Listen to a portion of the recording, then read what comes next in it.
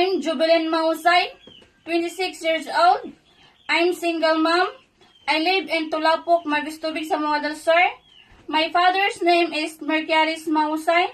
My occupation of my father is farmer. My mother's name is Lucina Mahusay. My occupation of my mother is housekeeper. I have the only one child. He is 2 years old.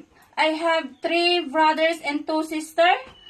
I graduated EIT course from Josepina Herrera Cereales Teach College since 2015 to 2017.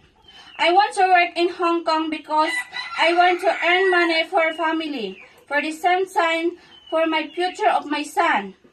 So my future of my employer, thank you for choosing me as your domestic helper. I promise to finish my 2 years contract and willing to extend as long as you need me. I will love your children the way you love them. I will do my duties and responsibilities with loyalty and integrity. Thank you and hope to see you soon. And God bless.